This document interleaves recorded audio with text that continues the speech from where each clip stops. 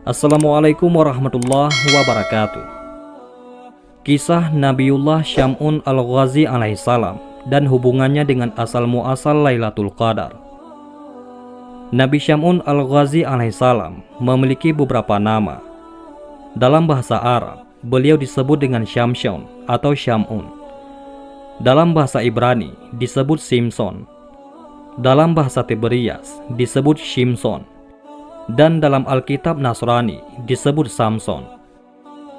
Nama Syam'un sendiri artinya yang berasal dari matahari. Sedangkan Al-Ghazi artinya yang berasal dari Ghazi, yaitu Gaza, Palestina sekarang. Suatu ketika Nabi Muhammad SAW berkumpul bersama para sahabat di bulan suci Ramadan. Beliau SAW terlihat tersenyum sendiri, lalu ditanya oleh para sahabat, "Apa yang membuat engkau tersenyum, wahai Rasulullah?" Beliau SAW menjawab, "Diperlihatkan kepadaku di hari akhir, ketika seluruh manusia dikumpulkan di padang mahsyar, ada seorang nabi yang membawa pedang dan tidak mempunyai pengikut satupun masuk ke dalam surga. Beliau adalah Syam'un." Ketika Rasulullah SAW bercerita tentang seorang nabi bernama Syam'un al-Ghazi alaihissalam, beliau adalah nabi yang berasal dari Bani Israel yang diutus di tanah Romawi. Nabi Syam'un al-Ghazi alaihissalam berperang melawan bangsa yang menentang ketuhanan Allah Subhanahu wa Ta'ala. Nabi Syam'un al-Ghazi alaihissalam adalah seorang pahlawan berambut panjang yang memiliki kemukjizatan dapat melunakkan besi dan dapat merobohkan istana. Nabi Syam'un memiliki senjata semacam pedang yang terbuat dari tulang rahang unta bernama liha jamal. Dengan pedang itu, beliau dapat membunuh ribuan orang kafir. Siapapun musuh yang berhadapan dengannya pasti akan hancur dengan pedang ajaibnya. Tak hanya itu, bahkan ketika beliau merasa haus dan lapar, dengan perantara pedangnya, Allah memberikan makanan dan minuman. Nabi Syam'un seorang muslim dan seorang yang ahli ibadah yang sangat disegani oleh kaum kafir. Sudah tak terhitung lagi orang kafir yang mati di tangannya. Selain itu, Nabi Syam'un juga ahli ibadah, dan tercatat beliau sanggup beribadah selama 1000 bulan dengan sholat malam dan siangnya berpuasa. Beliau juga dikenal seorang pembela agama tauhid, yaitu mengesahkan Allah. Berperang melawan kaum kafir selama 1000 bulan hanya berbekal tulang dagu unta sebagai senjata, tidak memiliki senjata lain. Setiap kali menghantam kaum kafir dengan pedangnya, terbunuhlah banyak kaum kafir dengan jumlah yang tidak terhitung. Dengan hanya bersenjatakan tulang rahang seekor unta yang dibentuk menyerupai sebuah pedang pendek yang tajam, Nabi Syam'un berperang melawan bangsa yang menentang Allah Subhanahu wa Ta'ala dengan penuh keberanian dan selalu dapat mengalahkan mereka.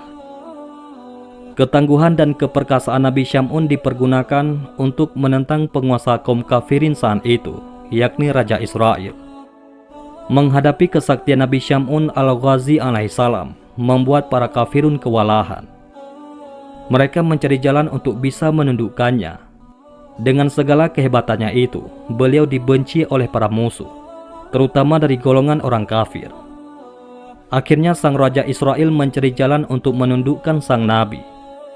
Berbagai upaya pun dilakukan olehnya, sehingga akhirnya atas nasihat para penasehatnya diumumkanlah, barang siapa yang dapat menangkap Syam'un al-Ghazi akan mendapat hadiah emas dan permata yang berlimpah. Akhirnya ide licik pun ditemukan. Mereka menawarkan hadiah berupa uang dan perhiasan yang berlimpah kepada istri Nabi, yaitu istri Nabi Syam'un al-Ghazi alaihissalam, dengan syarat ia bersedia melumpuhkan suaminya. Istri Nabi yang ternyata seorang kafir sangat tergiur oleh hadiah itu. Mereka kemudian memanfaatkan istri Nabi Syam'un untuk ikut membantu membunuh Nabiullah Syam'un alaihissalam. Setelah dirayu dengan imbalan yang menggiurkan, sang istri mengiyakan ajakan kaum kafir untuk membunuh Nabi Syam'un suaminya sendiri, karena ada iming-iming harta benda yang banyak. Si istri akhirnya mau melakukan kejahatan itu. Maka orang kafir memberikan ide agar dia mengikat tangan dan kaki Nabi Syam'un sewaktu tidur, untuk kemudian akan dibunuh dengan beramai-ramai. Para pembesar-pembesar kafir berkata, "Kami akan memberimu seutas tali kuat. Ikatlah tangan dan kakinya ketika dia tidur. Nanti setelah itu, kamilah yang bertindak untuk membunuhnya." Pada hari pertama istri Nabi Syam'un gagal karena ketiduran, yang disebabkan karena suaminya terlalu lama mengerjakan sholat malam. Lama waktunya itu, sehingga membuat istri Nabi Syam'un tak kuasa menahan kantuk yang amat sangat. Memang Nabi Syam'un Al-Ghazi tidurnya hanya sedikit saja dalam semalam, di mana malam-malamnya hanya dipergunakan untuk beribadah kepada Allah Subhanahu wa Ta'ala. Keesokan harinya, istri Nabi Syam'un melapor kepada orang-orang kafir bahwa dia belum berhasil mengikat tangan dan kaki suaminya. Mereka tidak mempermasalahkan hal itu. Pada hari kedua, istri Nabi Syam'un berhasil mengikat suaminya ketika tidur dengan seutas tali yang kuat. Tatkala Nabi Syam'un bangun dan ingin beribadah kepada Allah Subhanahu wa Ta'ala, beliau terkejut karena kedua kakinya terikat. "Wahai istriku, siapakah yang mengikatku dengan tali ini?"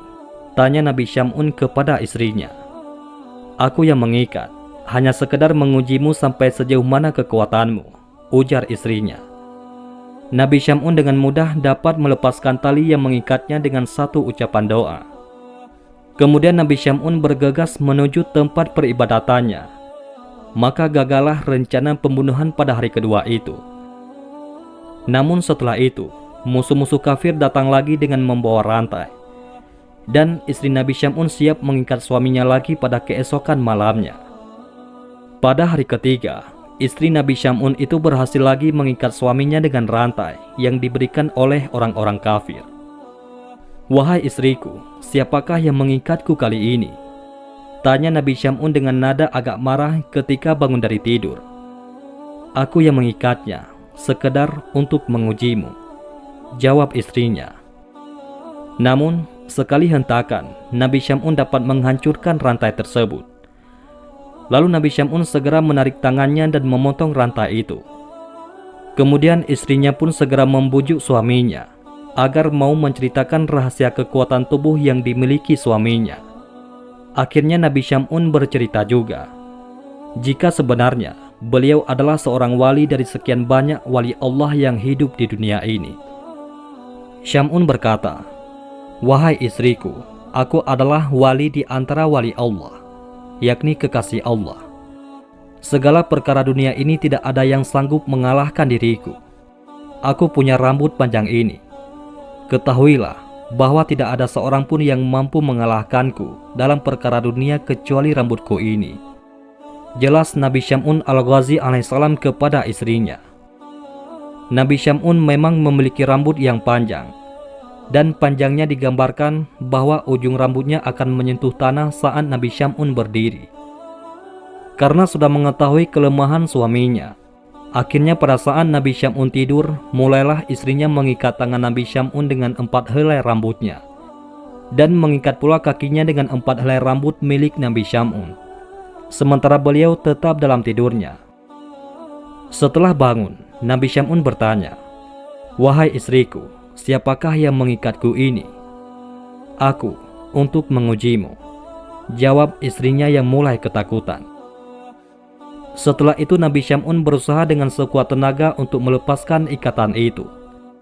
Namun beliau tidak berdaya untuk memotongnya. Si istri langsung saja memberitahukan kepada kaum kafir tentang hal ini. Nabi Syam'un alaihissalam lalu dibawa ke istana ke hadapan raja para kafirun, lalu diikat pada tiang istana dan dipertontonkan kepada khalayak istana. Mulailah mereka memotong kedua telinga, bibir, kedua tangan dan kakinya. Tidak hanya itu, Nabi juga disiksa dengan dibutakan kedua matanya. Mereka menyiksa Nabi dengan tujuan agar beliau mati secara perlahan-lahan. Istrinya yang jahat ikut pula menyaksikan penyiksaan tersebut tanpa rasa belas kasihan sedikit pun. Begitu hebatnya siksaan tersebut membuat Allah Subhanahu wa Ta'ala lewat perantaraan malaikat Jibril berbicara dengan suaranya yang hanya bisa didengar oleh Nabi Syam'un alaihissalam. "Wahai Syam'un, apa yang engkau inginkan, aku akan menindak mereka. Nabi Syam'un menjawab, Ya Allah, berikanlah kekuatan kepadaku, hingga aku mampu menggerakkan tiang istana ini, dan akan kuhancurkan mereka dengan kekuatan darimu ya Allah. Bismillah, la haula wa la quwata illa billah. Doa Nabi Syam'un al-Ghazi alaihissalam dikabulkan Allah subhanahu wa ta'ala. Allah subhanahu wa ta'ala memberi kekuatan kepada Nabi Syam'un, yang kekuatannya tidak bisa dibayangkan dan melebihi kekuatan dari rambutnya sendiri. Maka dengan seizin Allah, Nabi Syam'un al-Ghazi alaihissalam menggoyangkan tiang istana tersebut. Nabi Syam'un hanya beringsut sedikit saja, putuslah tali rambut itu. Bahkan tiang itu pun rubuh menimpa raja kafir bersama seluruh khalayak istana, termasuk istrinya yang durhaka dan orang-orang yang telah menyiksanya. Tiangnya juga ikut roboh dan hancur. Istana yang dijadikan tempat pembantaian itu juga turut hancur, dan atapnya menimpa orang-orang kafir dan semuanya mati. Hanya Nabi Syam'un sendiri yang selamat. Lalu Allah mengembalikan seluruh anggota badan yang telah terpotong dan menyembuhkan segala yang beliau rasa sakit itu. Setelah peristiwa itu, Nabi Syam'un al-Ghazi alaihissalam bersumpah kepada Allah subhanahu wa ta'ala akan menembus semua dosanya dengan berjuang menumpas semua kebatilan dan kekufuran selama 1000 bulan tanpa henti. Nabi Syam'un menyibukkan diri dalam beribadah kepada Allah subhanahu wa ta'ala. Malam hari dilalui dengan memperbanyak sholat malam, sedangkan siangnya beliau berpuasa. Nabi Syam'un menjalankan ibadahnya selama 1000 bulan hingga ajalnya tiba. Setelah mendengar kisah Nabi Syam'un al-Ghazi alaihissalam, para sahabat Rasulullah SAW menangis terharu. Lalu para sahabat bertanya kepada Rasulullah SAW, Ya Rasulullah, tahukah baginda akan pahalanya? Rasulullah SAW menjawab, Aku tidak mengetahuinya. Setelah Rasulullah SAW selesai berkisah, Allah subhanahu wa ta'ala menyuruh malaikat Jibril datang kepada Nabi SAW dan menurunkan surat Al-Qadar. Wahai Muhammad, Allah memberi Lailatul Qadar kepadamu dan umatmu. Ibadah pada malam itu lebih utama daripada ibadah 1000 bulan, ujar malaikat Jibril alaihissalam. Allah subhanahu wa ta'ala berfirman dalam surat Al-Qadar ayat 1-5. Sesungguhnya kami telah menurunkannya Al-Quran pada malam kemuliaan. Dan tahukah kamu apakah malam kemuliaan itu? Malam kemuliaan itu lebih baik dari 1000 bulan. Pada malam itu, turun malaikat-malaikat dan malaikat Jibril dengan izin Tuhannya untuk mengatur segala urusan. Malam itu penuh kesejahteraan sampai terbit fajar. Quran Surat Al-Qadar ayat 1-5. Mendengar berita itu, Rasulullah SAW menyuruh sahabat-sahabatnya untuk berburu malam Lailatul Qadar agar mendapat pahala seperti yang Allah berikan kepada Nabi Syam'un al-Ghazi alaihissalam. Apabila fajar telah terbit di malam Qadar, maka malaikat Jibril berkata, Wahai para malaikat, berkumpullah kemari. Para malaikat berkata, Ya Jibril, apa yang Allah perbuat untuk kaum muslimin di malam ini dari umat Nabi Muhammad SAW? Malaikat Jibril menjawab, Sesungguhnya Allah memandang kepada mereka dengan penuh kasih sayang. Allah memaafkan serta mengampuni dosa-dosa mereka, kecuali 4 kelompok. Para malaikat bertanya, Siapa 4 kelompok itu? Jibril menjawab, Pertama, orang yang membiasakan diri minum arak. Kedua, orang yang durhaka kepada orang tuanya. Ketiga, orang yang memutus silaturahmi. Dan yang keempat, orang yang bertengkar, yaitu pertengkaran dengan sesama yang belum damai dalam jangka waktu 3 hari. Wallahu a'lam bishawab. Itulah kisah Nabiullah Syam'un al-Ghazi alaihissalam. Mudah-mudahan ini semua bermanfaat. Assalamualaikum warahmatullahi wabarakatuh.